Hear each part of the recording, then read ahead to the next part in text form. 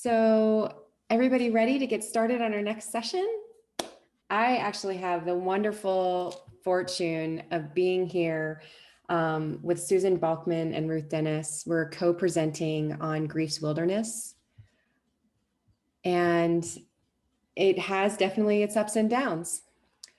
And we just wanted to take a minute for us all to sit here in this moment and truly think about the different types of loss that each one of us experiences. And if you'd be so kind to do so, placing examples of those different kinds of loss in the chat box. Your participation in this is greatly appreciated. It'll help illustrate just all the different types of loss that we navigate in this life's journey.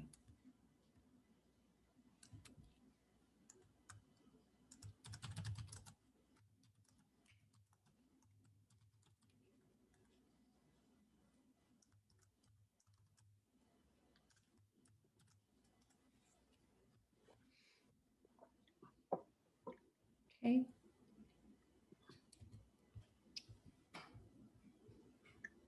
Yeah.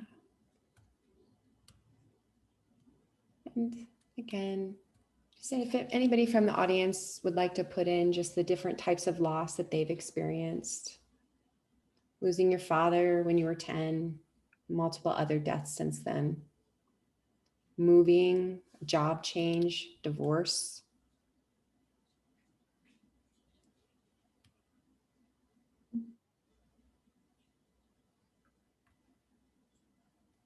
Yeah.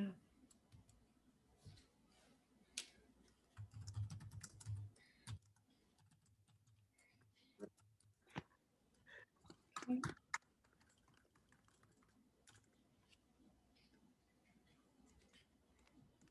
Okay. Yeah. Dealing with, working with being a care provider for a husband with early dementia. Loss is a continual process of living. Mm-hmm. Yeah.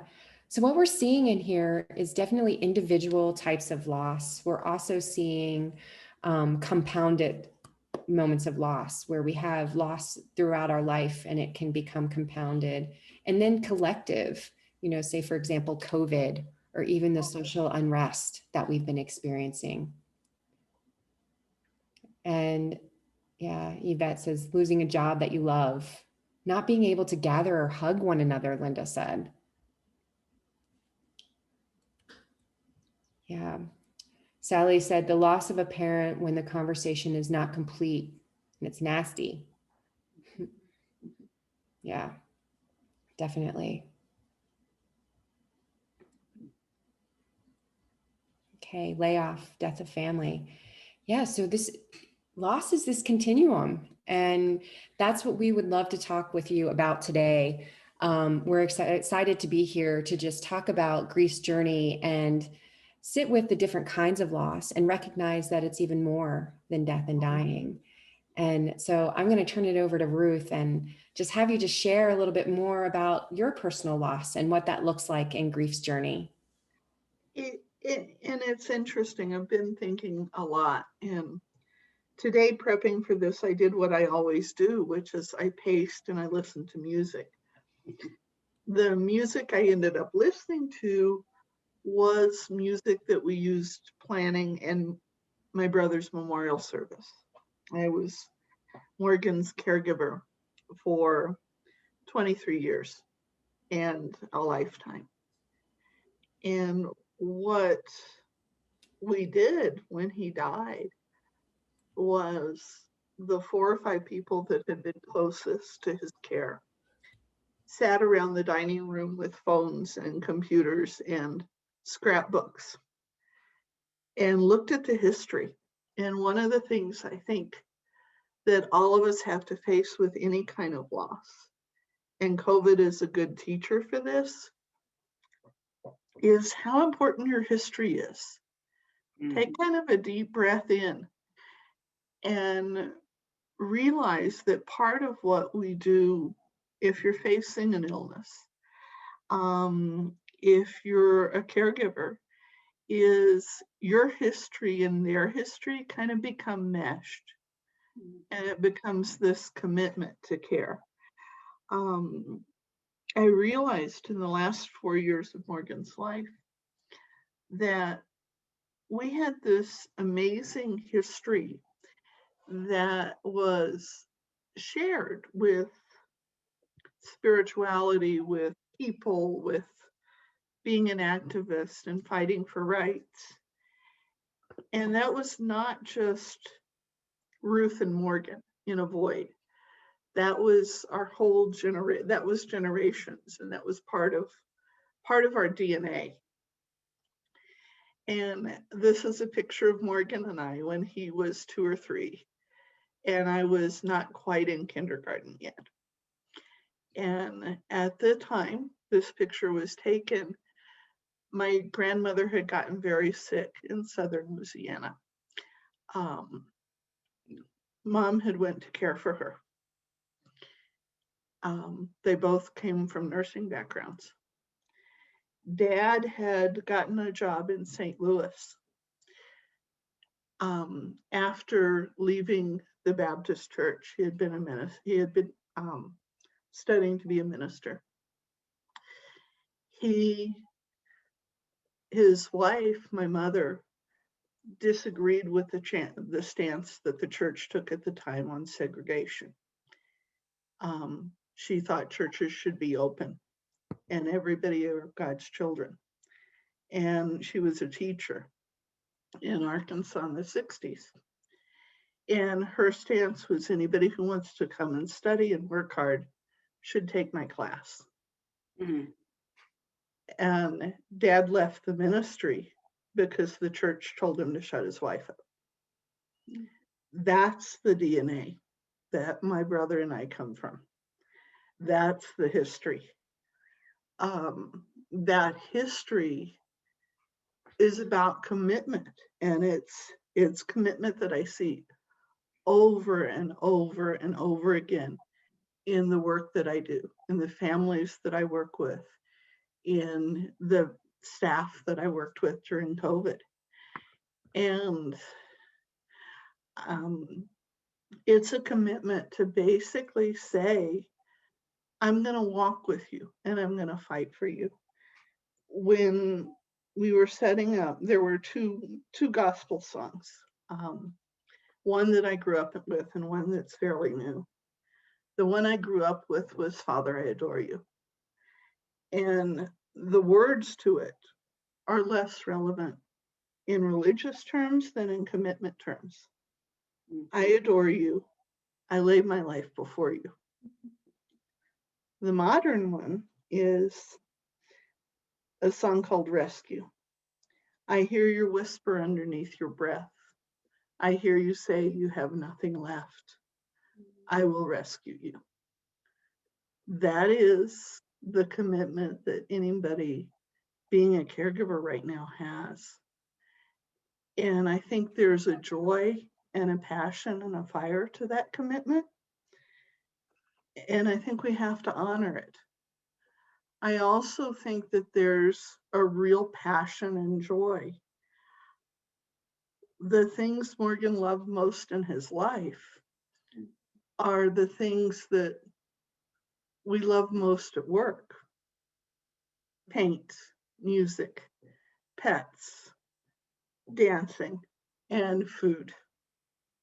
And when you get down to the real basics of what grief and loss are, I think they're less about what you lose and what the pain is. And the pain is there. The pain is there every day. But there's also this other part that is this shared memory and this history and this passion. And you'd have put something up in the chat box that's really true. I remember the initial meetings for Dementia Possibilities at the Plaza Cafe. And Morgan was pretty sick by then. he was really struggling to hold it together. And we would get lunch and share lunch. But he loved going to lunches. He loved going out for lunch. That was his singular. He knew every restaurant owner in town, I think, and a couple of them rather well. And it was that kind of just collective part of somebody who's a part of your life, whether it's a friendship that fades away and ends, whether it's a divorce, whether it's someone you love that you care for, a child, parent, or whether it's yourself, it's the history. It's that connection over and over, and those small rituals that matter and that stay. And I am sorry, I'm going kind of slow. I'm kind of going off course, but there is so much beauty in the connections we share and the commitments we make. And part of what we have to do is honor that. Absolutely, Ruth. And part of honoring that is being on that grief journey and giving time to the different emotions that come up for us. Talking about the joy, the opposite of that could be sadness, could be anger, And could be can be depression. anger. Yeah.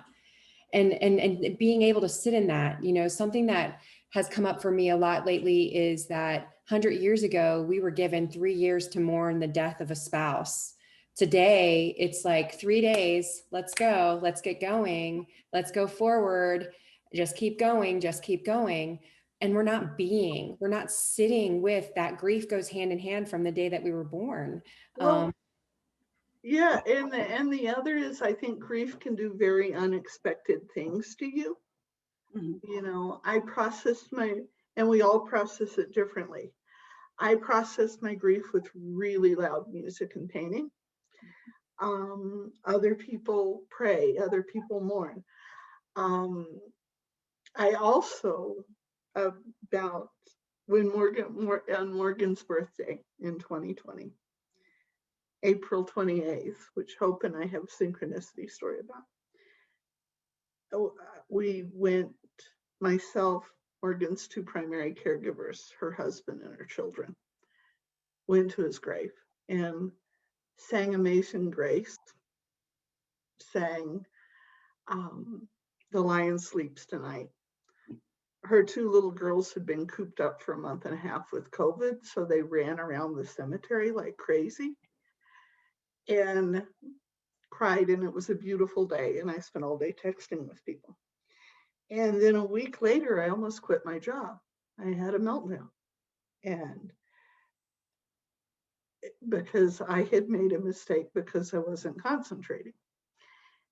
All of us, when we're grieving, when we're processing change, you're gonna get tired, you're gonna get forgetful, you're gonna do things that are erratic. Honor that and have the people around you honor that. Absolutely. And I'll shut up. No, thank you so much for sharing part of your grief journey. I think hearing other individuals' grief journey, it validates the experiences that we have. And it also shifts that paradigm that grief is just a moment in time, but it's on a continuum. And that throughout life we'll have continuous losses, and how we navigate that with community and friends and different things that we do to remember and be with. I'd love to bring Susan into the conversation. She has such an incredible story to share with us in regards to her grief journey and some of the losses that she's experienced. Susan, I think you're still with us. I'm here. Yeah, wonderful to be here with you. Yeah, I'm here. And I'm sorry about the lighting in my house. For some reason, I can't find the room where the lighting is good, but hey, that's the way it goes. Grief. Well, I'm going to start by saying this. My first experience with death and dying and grief was a friend of mine, my best friend, when I was very young, who died in an accident. And I remember going to the grave, to where she was buried, gravesite, and just hanging out after everybody left. And I was young, I could walk home, so it was not something I couldn't walk home. But I remember sitting there and just listening, because I was in a cemetery, just listening to all the sounds, looking at all the grave sites, gravestones, contemplating what it meant to have life in one moment and death in another moment. And we go through that through our lives all the time. And COVID has definitely brought this into the forefront in a way that it would not have been brought this discussion into the forefront. And throughout my life, I have had the honor, and that's what I say, because I think it's really important to know this. My mother's died, my father's died. You know, I have many people who have died in my life, who I have been present with for their last breath. And the profoundness, and honor to sit with somebody who moves from this presence to another. I don't know that there's any verbal words that I could use to describe what happens in that moment, except for it takes my breath away. It's like and to be able to, I share this because I think it's just, as I was listening to Ruth and I was listening to Hope and Dr. Thurin, what I was thinking about was my friend Erica, who, what we did before she, in her process of passing, is just held her as best we could, because one person was at her feet, holding onto her feet. I was in the middle, holding on to, I don't remember what, and holding the space. And then somebody was, who was not from the family, but from an agency, who was there. And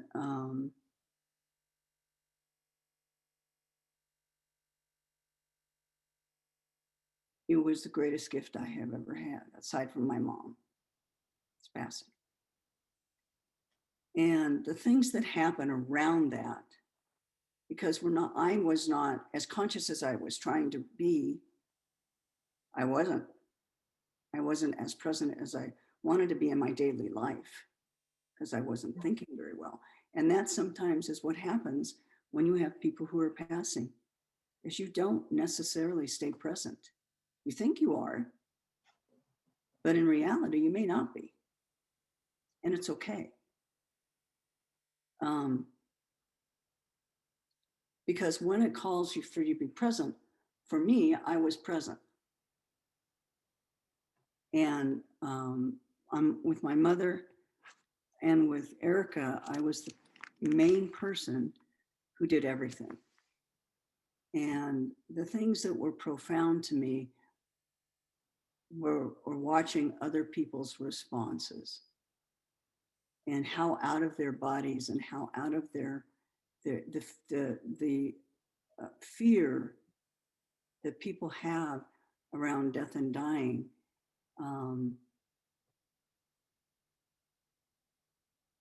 And I'm going to say around dementia.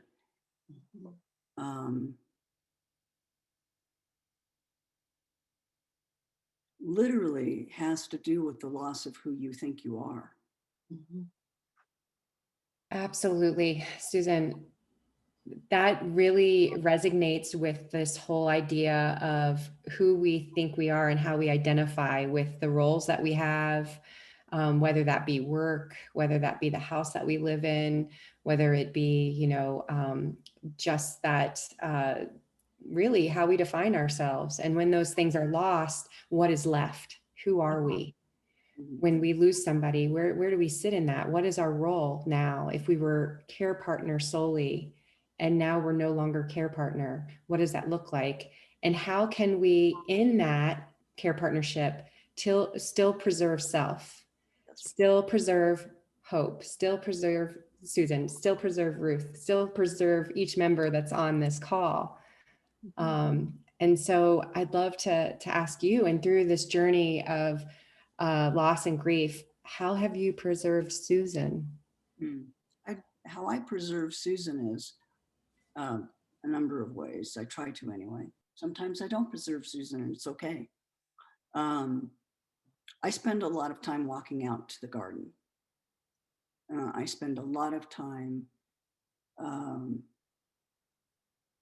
touching the plants and standing on the grass or on the ground. And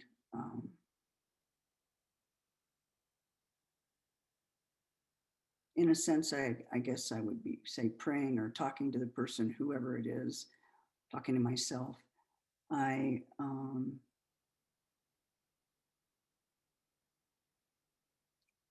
as much as I can, stay present in the moment and allow myself to be carried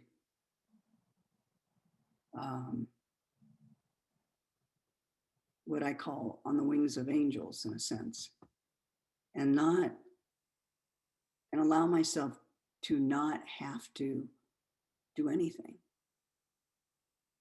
and just to acknowledge the grief and the loss and the pain and remember the remembrance.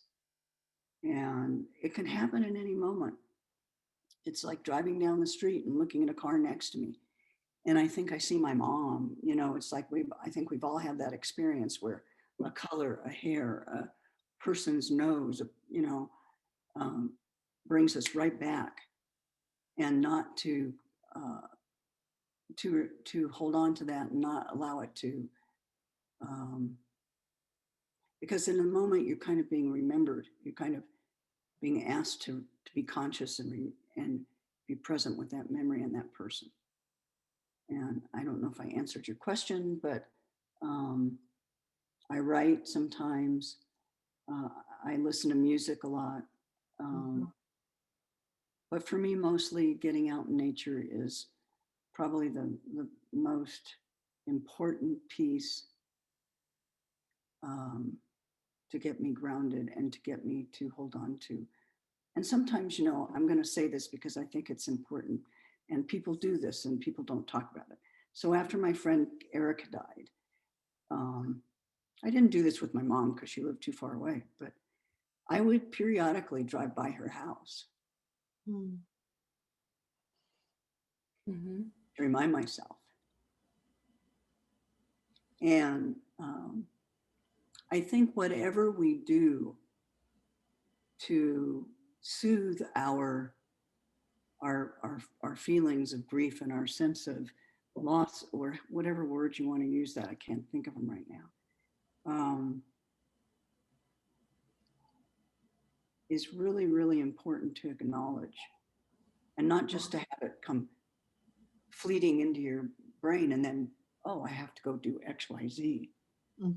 It's to, in that moment, honor it.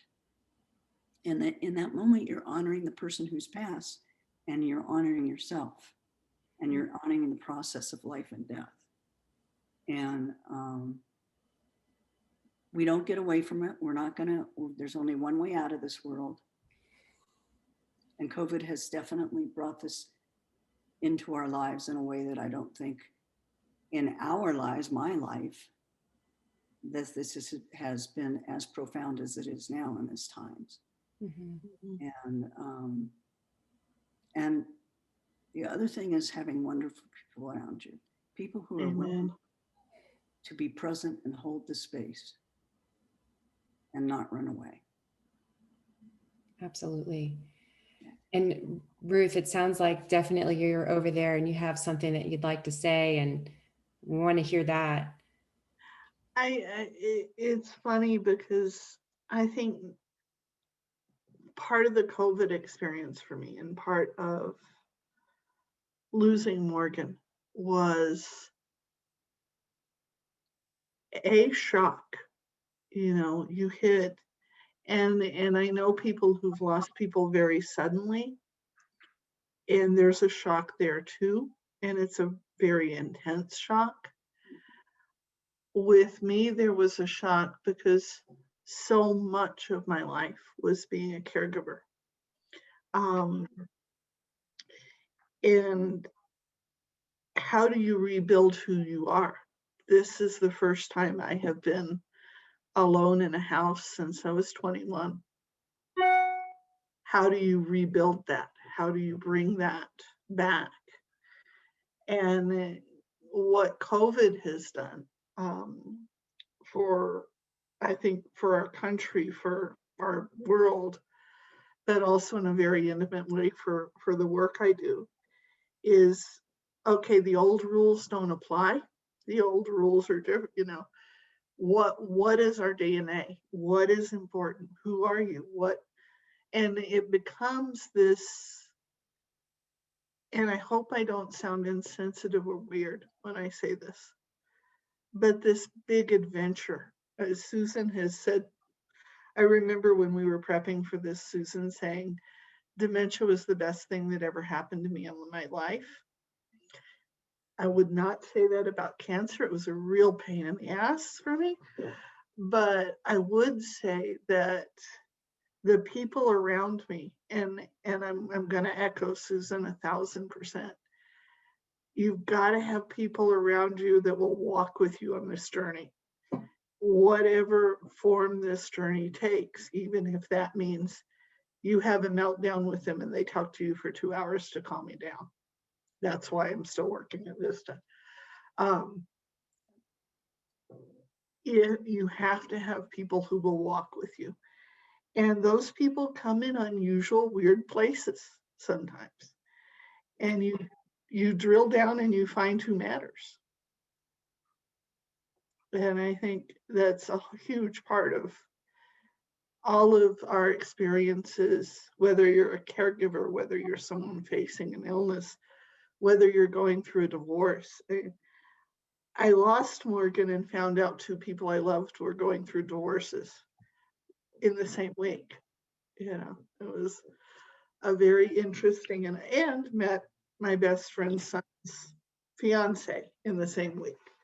It was a very interesting, you know, time period.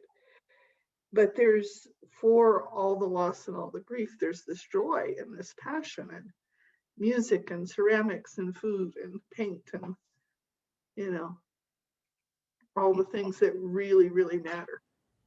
Absolutely. And as you're talking, I'm just thinking about that continuum of birth to death, and also sitting with those moments that Susan was highlighting about going to her friend's house and kind of that remembering. And remembering can be joyful, but also the remembering can be very painful. And, you know, something that Susan highlighted is not to run away from it, maybe sit with it, be with it, and remember that transition as part of this life's journey.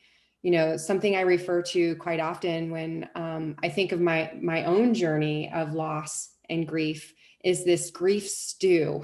And it's all these different losses that I've had throughout life. And if I don't provide the time and space to process it or cook it, you know, it's going to keep coming back up. It's going to keep being there. It's kind of like with COVID, a lot of people, many people that I've worked with, and including myself, have had these moments of what we might see in the moment as overreaction.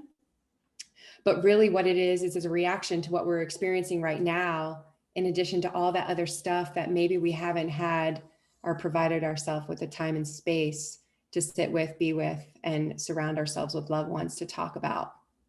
Yuta and I got into the term catastrophic reaction, which they kind of use as one of those true but beautifully annoying dementia words, dementia phrases.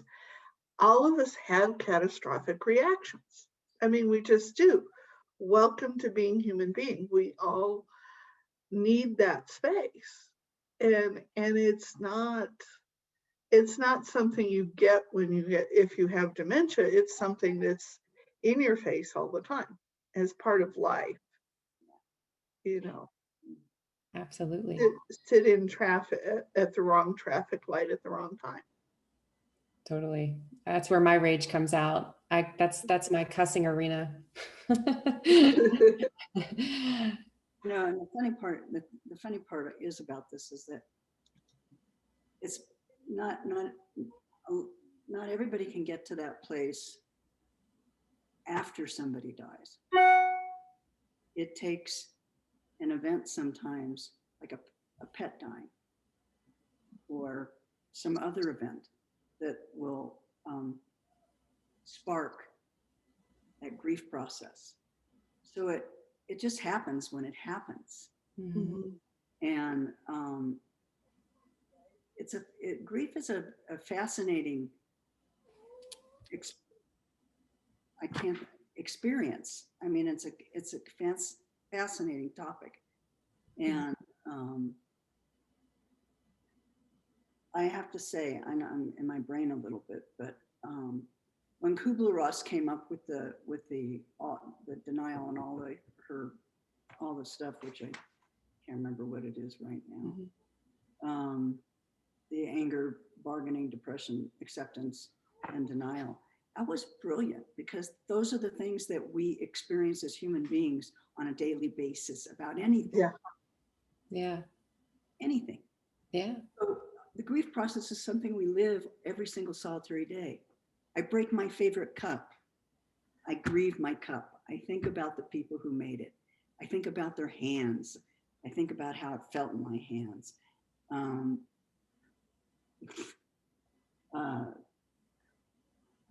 You know, it's so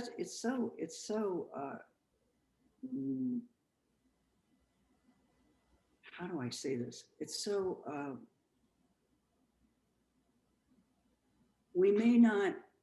there's no way to plan for it. Don't plan for grief.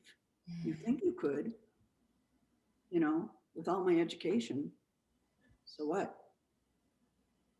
When I see a frog that's been killed on the side of the road or something, I have a lot of grief.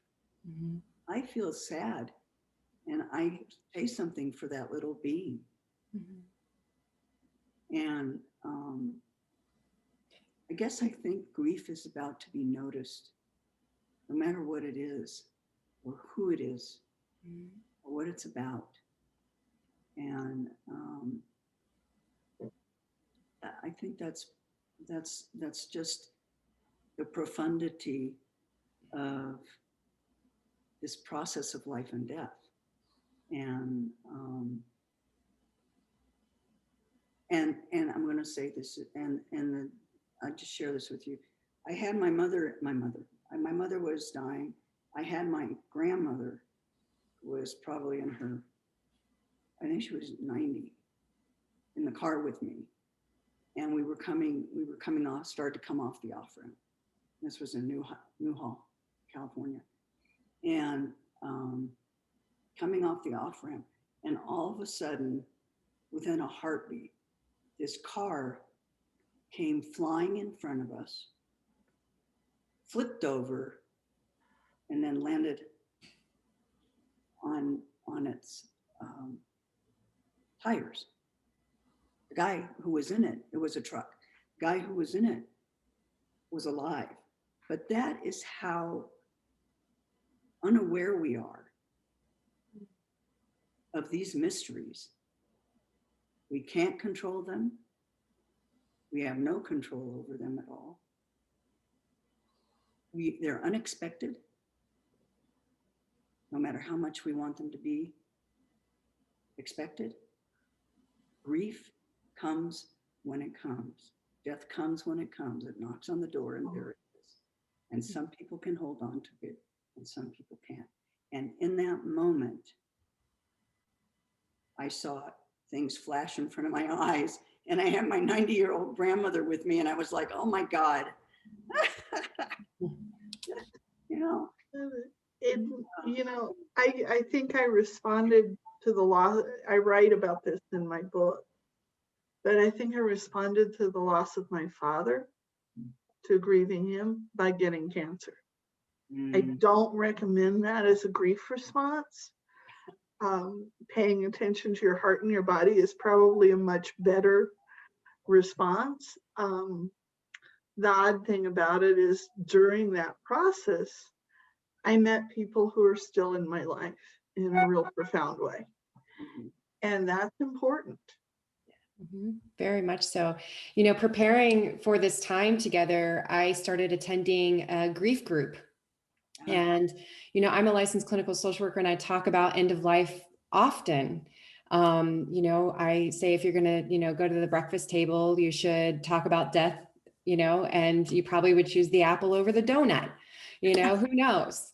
I doubt it. Yeah. Lisa and Larry are saying, nope, that's not the case. I'll still choose the donut and you'll probably live longer than the person that took the apple. But, you know, when I showed up for that group, and it's actually through Golden Willow, which is in a Santa Fe group, Ted Wired is somebody I learned a lot about because he took Kubler-Ross's stages and kind of made them more like Kubler-Ross gave us this great foundation of acknowledgement of those emotions that go along with the pathway of grief throughout our life. And then Ted took it to a strengths-based necessity. So for example, denial is a form of like insulation. You're preparing for that time to be able to sit with that grief. And so being part of this grief group that had some of those dynamics, I'm sitting there, I'm like, I got this, you know, a couple of years ago, I lost my mom, I lost my brother, I've had a divorce. I take care of myself. I sleep well, I eat well, I do yoga, you know, I'm good. I'm mindful. And I'm sitting with this group and I started to cry uncontrollably. Like I couldn't even breathe. I was crying so hard because they had provided me with a safe space to explore something that I had not really given myself time to look at or discover or even think about that loss, the significance of that loss in my life. And in that was able to finally pay tribute to the beauty of all that I had lost. And it was profound. It was a profound moment. But Susan, going back to that, I had no idea I was going to get up there with a bunch of group of strangers and just bawl my eyes out, you know? I had no idea I was going to scream at my boss and threaten to quit. Yeah, totally. Could I share something and get your guys' feedback? Absolutely. So my wife has early onset Alzheimer's, and so she's still pretty verbal, but all her processing, spatial stuff it's all gone. So both of us are firstborns, and we're pretty adamant about doing things the way we want to do through all our lives. So I've done a lot of remodeling, so that always involved some kind of compromise and decision-making process, and that is all gone now. And I find myself feeling like she's still there. I still love her. There's a lot of fun we're still having. But if there's any kind of like decision to be made on, you know, what do we want to do here? What do we want to do there? By the time I'm trying, you know, try to explain to her to try to get an answer, it's like I just cause more confusion. So I tend to not bring things up, or, you know, I try to give her a choice if there's a, you know, yes or no, or black or white. But in a way, I realize I'm kind of grieving the loss of that part of her. She's still there, but that's gone. And that hit me one time when we went to a friend of ours' wedding anniversary, and 20 years ago, she had written this poem. It was really nice. She can't do that anymore. So that's kind of grieving before they're even gone. Sorry. Oh, I actually want to speak to that for a minute because these are the things that Cheryl and I go through.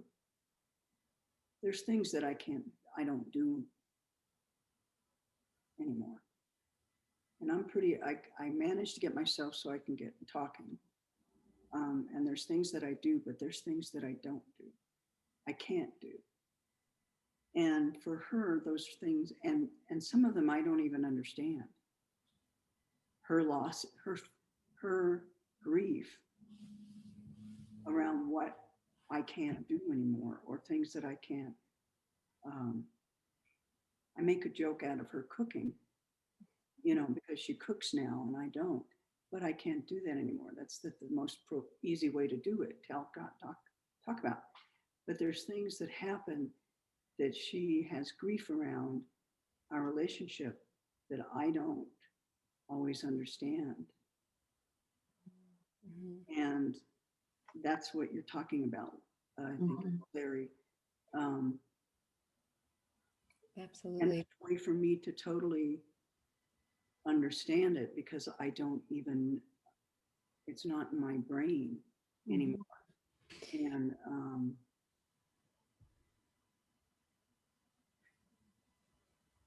I think it's important for us to be, and this would be for any type of grief actually, to be conscious no matter how somebody, whether what kind of illness they have, that the person, the caregiver, the person who's your partner or the caregiver, at the same time you're going through the grief of your loss of for me, losing my language really well, losing some of my skills, whatever those were, the person who you're with is going through that with you. And grief is equally as important and not discussed as much. Absolutely. Because everybody's focused on that person instead of whoever the grief partner is, whoever the partner is. Yeah. And whoever's walking on that journey with them. On that journey with you. So I'm really glad you brought that up, Larry, because that's such a profound. And as the caregiver too, it's hard as hell to watch somebody change in pieces. Yeah. And Larry, I want to shine the light on something that you said, is that you acknowledged as well this innate knowing that your wife has. And something that I've had the opportunity to talk with Ruth and Susan about is our first and second brain, which is like that gut, our gut knowing, and our heart. Like, although we might be having challenges cognitively, there's still this innate knowing. And for you to be able to sit with her in that is quite beautiful. Yeah. Thank you so much for sharing your story. We could spend all day talking about this topic. It is something we need to talk more about in our cultures and in our society. We are at the top of our time together before we take our break. And I was just wondering, Susan, if you wouldn't mind closing us out. And then stick around after the closeout. I just want to talk to you about a few resources and opportunity before you take your break. I'm going to try to do this. If it doesn't come out well, that's the way it goes.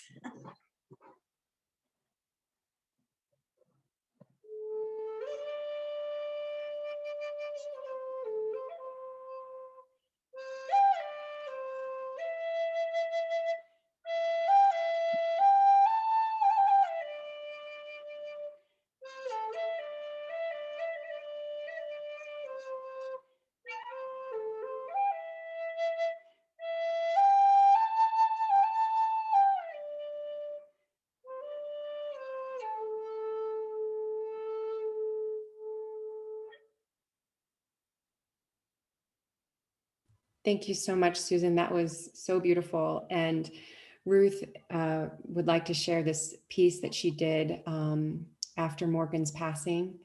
And Ruth, if there's anything you'd like to share in regards to that beautiful piece you recreated, please do. This is the first painting I did. I started it in January after the New Year. And I thought originally it would take me 5 or 6 months to paint. It took less than 2 weeks. I would come home from work and start painting, and it would suddenly be 2 or 3, 1, 2, 3 in the morning. And what it is the central image is a heart with another heart inside and a rib cage, wings, a hummingbird, and an unborn child. I was unable to have children. Morgan essentially was my son. Yeah. Thank you so much, Ruth, for sharing. as we sit here all together, know that we are connected and we are all on this grief journey as well as living and dying.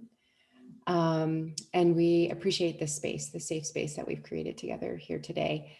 Anything, ladies, that you'd like to add before we go? I know Ruth in the chat box, go on our break. We will return after we take our break. But someone in the chat box actually asked about your song and who it was by.